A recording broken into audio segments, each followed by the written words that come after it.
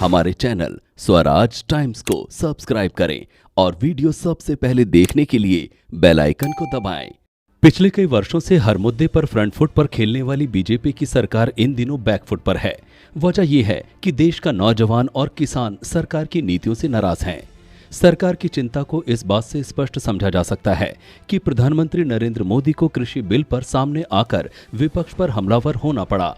वहीं पीएम मोदी के जन्मदिन को राष्ट्रीय बेरोजगार दिवस के रूप में मनाए जाने के बाद उत्तर प्रदेश की योगी सरकार ने युवाओं को रोजगार देने की पहल शुरू कर दी है। बीजेपी सरकार के खिलाफ जो माहौल बना है, उसकी कल्पना प्रधानमंत्री नरेंद्र मोदी ने भी नहीं करी होगी। किसानों का गुस्सा देखकर राजग के पुराने सहयोगी अकाली दल तक ने सरकार से खुद को अलग कर लिया है।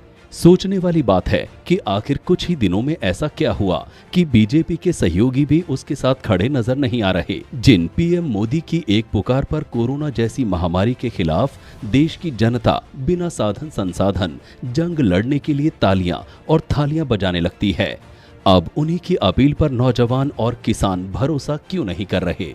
इसे समझने के लिए हमने भारतीय किसान यूनियन के प्रवक्ता धर्मेंद्र मलिक से बात की, तो उन्होंने बताया कि प्रधानमंत्री जी कहते हैं कि वो किसानों को बिचौलियों से मुक्त कराकर सीधे बाजार से जोड़ना चाहते हैं, लेकिन नए नियमों के अनुसार जिनके पास भी पैन कार्ड है वही व्यापारी बनकर सीधा किसान से डील करेगा। ऐसे में बिचौलियों की संख्या कम होगी या बढ़ेगी, सरकार खुद ही बताए।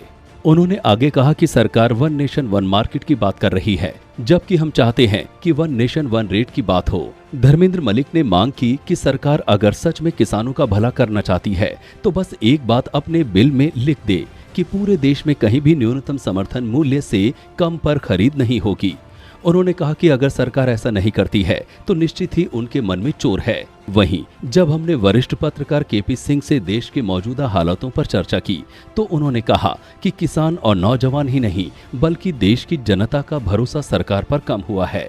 लोगों को अब लगने लगा है कि सरकार कॉरपोरेट क्षेत्र के लोगों के हित में काम कर रही है। उन्होंने कहा कि अभी तक बीजेपी का आईटी सेल सरकार की नीतियों के पक्ष में जनमत बनाने का काम कर रहा था, लेकिन अब लोग इस माया जाल को भी समझ चुके हैं, जिसकी वजह से लोगों में सरकार के खिलाफ अविश्वास बढ़ा है और पीएम मोदी का जादू भी खत्म हो रहा है।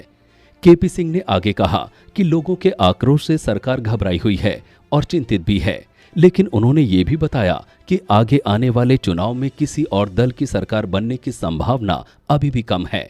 इसके पीछे उनका तर्क था कि बीजेपी संगठनात्मक रूप से बहुत मजबूत हो गई है, जबकि अन्य दल अभी ट्विटर या फेसबुक में ही उलझे हैं।